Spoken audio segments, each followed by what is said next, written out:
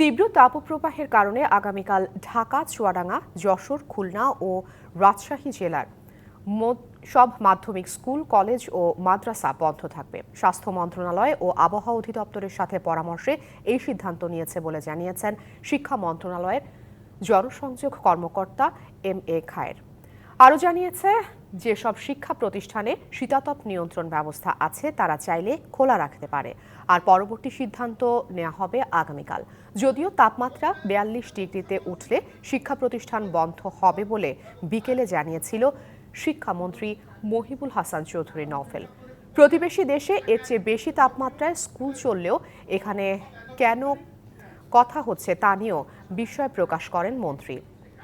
এমনকি হিটস্ট্রোকে আক্রান্ত হয়ে যশোরে এক শিক্ষক মারা যাওয়ার বিষয়ে মন্ত্রী বলেন, তিনি হাটে ঘাটে মারা গেছেন নাকি স্কুলে তা দেখার বিষয়। যদিও এসব মন্তব্যের 2 ঘন্টার মধ্যেই সিদ্ধান্ত থেকে সরে এসে কয়েক জেলায় শিক্ষা প্রতিষ্ঠান বন্ধের কথা জানায় শিক্ষা মন্ত্রণালয়।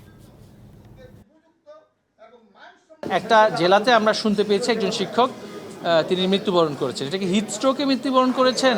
তিনি কি বিদ্যালয়ে পড়াশোনা পাঠদান কার্যক্রমকালীন সময়ে মৃত্যুবরণ করেছেন, নাকি তিনি মাঠে ঘাটে ছিলেন? সেটা তো আমাদের একটু দেখতে হবে।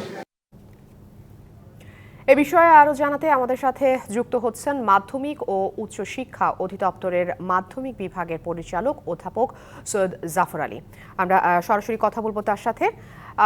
তাপপ্রবাহের কারণে আগামীকাল 5 জেলায় শিক্ষা প্রতিষ্ঠান বন্ধের যে সিদ্ধান্ত, পরিস্থিতি বিবেচনায় সেটি দীর্ঘায়িত হবে কিনা কি মনে হচ্ছে?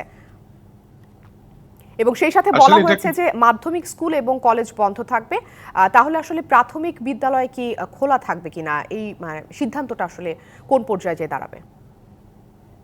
দেখুন, প্রাথমিক শিক্ষা মন্ত্রণালয় পৃথক একটি প্রতিষ্ঠান, শিক্ষা মন্ত্রণালয় মাধ্যমিক উচ্চ শিক্ষা নিয়ে একটি পৃথক প্রতিষ্ঠান। এখন প্রাথমিক শিক্ষা প্রতিষ্ঠান খোলা থাকবে কিনা এটা আসলে প্রাথমিক শিক্ষা সংশ্লিষ্ট কর্মকর্তারা বলতে পারবেন। আমরা এ বিষয়ে কিছুই বলতে পারবো না। তবে আমাদের মাধ্যমিক ও উচ্চশিক্ষা অধিদপ্তরের শিক্ষা প্রতিষ্ঠান সমূহ সম্পর্কে মাননীয় মন্ত্রী মহোদয় যেটা বলেছেন যে কয়েকটি জেলায় তাপমাত্রা বৃদ্ধির কারণে বন্ধ থাকবে, আপাতত এটাই আমাদের কর্তৃপক্ষের সিদ্ধান্ত।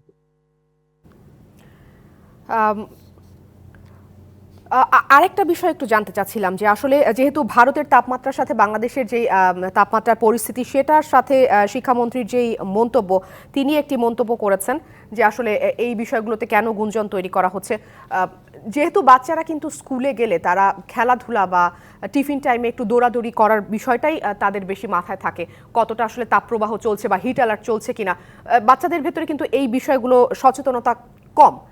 এই সময়টাতে আসলে স্কুল খোলা রাখাটা কতটা গুরুত্বপূর্ণ বলে মনে করছেন?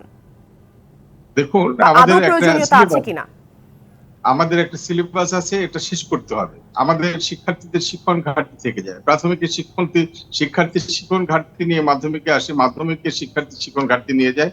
আমাদের শ্রেণীকক্ষে যে পাঠদানের সময় পার্শ্ববর্তী অন্যান্য দেশ তথা অন্যান্য দেশের তুলনায় আমরা এটা কম। আমাদের নানা ধরনের ছুটি থাকে, রমজানের ছুটি সহ নানা রকমের ছুটি আমাদের এখানে রয়েছে, যে কারণে আমাদের শিক্ষণ সময় কম, শ্রেণীকক্ষের সময় কম। এই শ্রেণীকক্ষের সময় কম বিবেচনায় মাননীয় মন্ত্রী যেটা বলেছেন উনি যথার্থই বলেছেন। পার্শ্ববর্তী দেশের কথা বলেছেন, পার্শ্ববর্তী দেশে এর থেকে অধিকতর উষ্ণতার সময় ক্লাস শ্রেণী কার্যক্রম বন্ধ থাকে না, এটাও যথার্থ।